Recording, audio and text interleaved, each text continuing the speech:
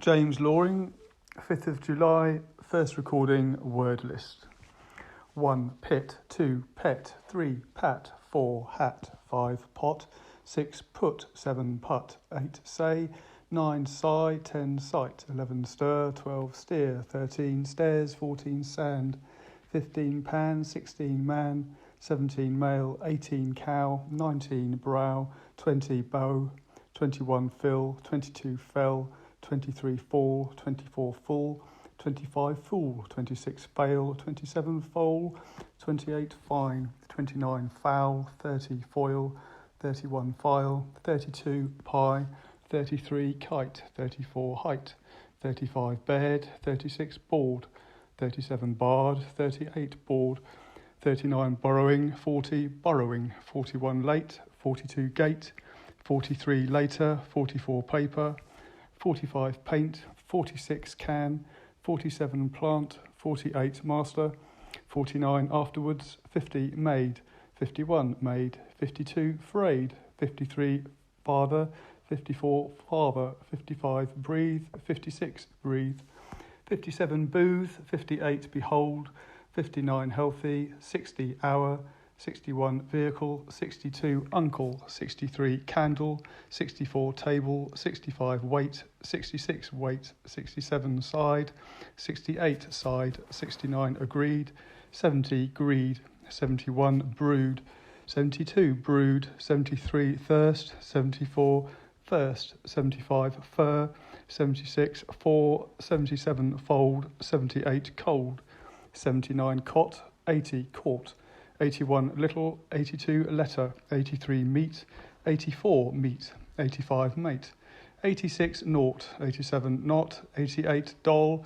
89. Doll. 90. Battle. 91. Cattle. 92. Start. 93. Butter. 94. Water. 95. House. 96. Horse. 97. Horse. 98. Taste. 99. Shade. 100. Lemonade. 101. Short. 102. Sport.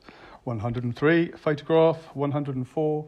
Important. 105. Thin. 106. Think. 107. Hearth. 108. Mouth. 109. Pout. 110. Sound. 111. Pound. 112. Round. 113. Slouch. 114. Cloth. 115. Clothes. 116. There. 117. Feather. 118. Either. 119. Heaving. 120. Leaving. 121. Earth. 122. Birth. 123. More. 124. More. 125. For. 126. Pearl. 127. Peril. 128. Ball. 130. Girl. 131. Whistling. 132. Shopping. 133. Singing. 134. Swimming. 135. Badminton. 136. Hopping. 137. Hoping. 138. Hold. 139. Held. 140. Honour. 141. Annihilate.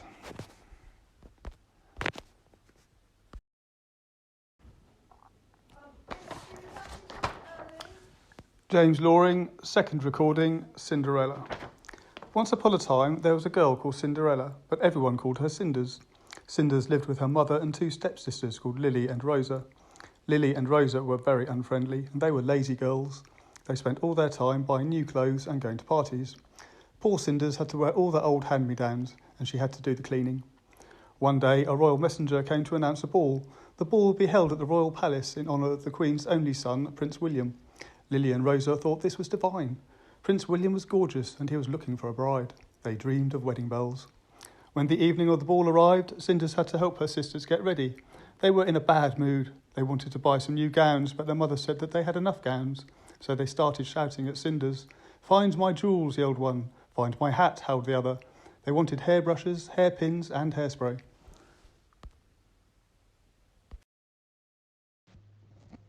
Recording 3, James Loring, Anecdote.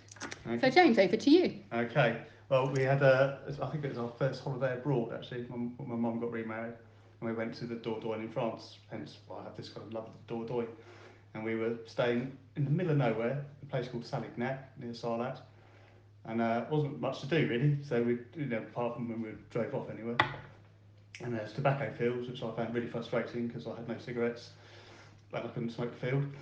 But we used to go wandering, and I can remember wandering to these woods and just exploring, and then just hearing this, and I didn't see it. All I could do was hear it, and it just came crashing towards me. And I just sat up this tree, so I bolted up this tree, and I could just remember again, not seeing it, just hearing this pig thing, which I'm guessing was a wild boar, just snuffling around down the bottom of this tree. And I must have been up there for about an hour. And eventually, it disappeared, and I couldn't hear it anymore. And I must have been, I don't know, a mile away from where we were staying.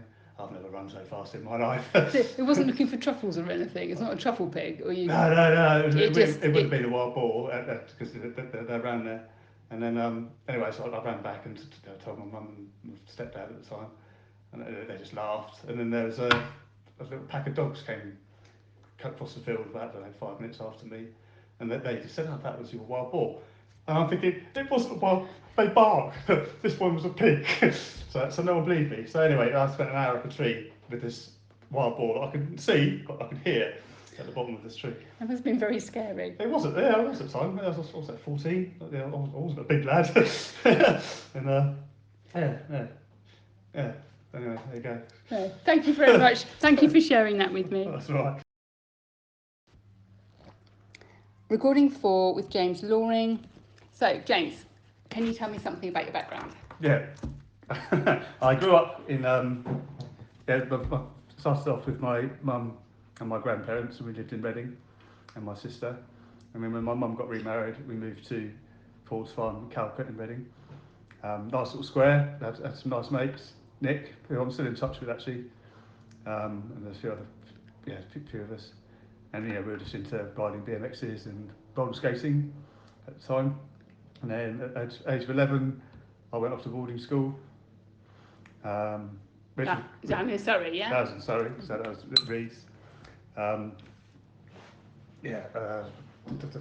Didn't really, after I got to the 5th year, I've kind of had enough of boarding school really, so kind of left.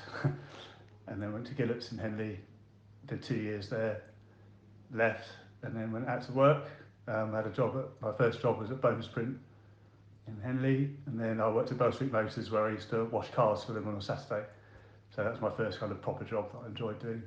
So, but it wasn't was it on the mechanic-y side? It wasn't mechanic-y side, it was in the parts department. Right. So we were supplying, when they were doing the service, it's a Fiat garage, so it was, so it was a car accessory shop, and it was also the parts for the workshop for the Fiat garage. So, and they were really into CBs actually, so that was all quite good fun, because they weren't legal at the time. And, well, you were selling CBs as well? Yeah, they had this massive CB aerial on the roof, and I mean it was it was quite good fun actually. And then people used to come from the whole country to see them to get stuff for these CBs. But yeah, then they became legal. But yeah, it wasn't so much fun then. So that's quite good fun. So we all had CBs in our cars as well. So what I do, so I did that, and then worked at Vanderbilt in Maidenhead doing machine setting for a bit, and then. And then you went off travelling? I went travelling. Did that after the mechanic-y bits? Yeah, well, there's probably a few other bits in between there. Actually. Okay. So what took you off travelling? The thought of being able to live on £1 a day on a beach. Well, yeah. Which was really, really cool. Obviously, a lot of friends had already been and come back and were just carrying on going. And so I sold everything I had and just went off. And I did that a couple of times actually over my life, just sold everything and gone. And so that was brilliant. So yeah, at that particular time I was in Thailand for several months, came back for a bit and then went straight back out again. What else have I done? I've driven my Land Rover to Western Sahara. Wow. With Jo. That was with her. We lived in the back of that for 3 months. What else have we done? Yeah, I went around Europe in my Ford Sierra with a previous partner. So I like travelling. Yeah, that's good. So what got you into gardening? I think it's just easy money, I think, to start with. The idea was that me and some friends could just go out, earn a bit of money, and have a bit of a laugh. So we just kind of blagged it. We were charging £4 an hour. I'd have been probably 23 at the time. And we had an advert in the Henley Standard that said 23-year-olds seeking work, gardeners, stroke handymen. And it kind of grew from there. And I'm still working with one of them now. Wow, that's or really, Lee. Lee's been with me for 20 odd years. Well, yeah, on and off. So, yeah. And so your friends from school, like you said, Nick, are you still, so you're still in touch with Yeah, them? he lives in Canada now. But yeah, I got back in touch with him on Facebook. Probably a few years ago actually. Because when we were kids, we'd all the A-Team or something would come on, and we'd all run into each other's house to watch it. And I just happened to be watching it, and I thought, I want to just get back in touch with him. And I knew his sister. I knew he wasn't on Facebook, but I could track him through his sister. So then I sent a message to his wife, and then got back in touch with him like that. So once you start looking for someone, it's actually quite easy to find them nowadays, isn't it? And so at Reeds, what was Reeds like as a school to go to? You say you weren't very academic, but did you have a nice time there? Well, it was interesting. I had a good crack. I think I probably got the wrong things out of school, but yeah, I can remember in the first and second year we would be down in this place called the Close, and I can always remember there was no curtains and no carpets, and every time we went up a year, the year below us would get all these things, and it's like the rules would change every time we went up a year. There was this thing called dishing, so if you were in the third year, you could go in front of the second years and the first years, and of course every time we got to the sort of age where we could actually do it, we weren't allowed to do it anymore, and so you get done. And then sometimes they're bigger than you anyway, so they just say no. So I think Reeds had like a cadet thing. Did you get involved in that? Yeah, you had to. It was, you didn't have the army, but you had, what did you have? You had Navy and RAF. Which one did you go for? Navy. Yeah. And I think, again, I'm trying to think, the guy that ran that, he was our geography teacher. And if you got him off on a tangent, like talking about helicopters or something, you could have a double lesson, and then that'd be it. He would just be off. So you just put the pencil down, and then you just listen, and he'd be just talking about helicopters for an hour and 20 minutes or something. So it was quite a good one to have actually.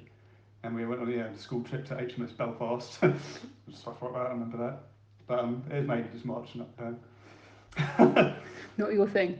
Oh yeah, but it's all right at the time. It was good crack, and then I think the CCF huts were mainly good for going behind to smoke. So that was all right until you got caught. Yeah. And I think you said you went to Gillett's after that. What was that like? That was really good actually. I already knew a load of people there already. It was mixed, which was kind of quite cool at that time. And in actual fact, I think the teachers were better half the time. It's just nice to go home, have your weekends, and actually just have a bit more of a life really. Because I think what spoilt it for me was that I think it would have been 1985.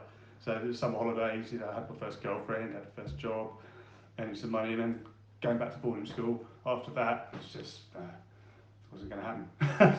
So yeah, it won't last much longer after that. And then obviously went to Gillett's, and it was all kind of great because you have all of that still, and you're still at school. I got on well with the teachers. It was good. Yeah. Okay, so you said that you really like travelling. What's your favourite place that you've been?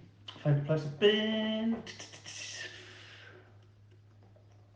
I said Morocco. Actually. Yeah. Why?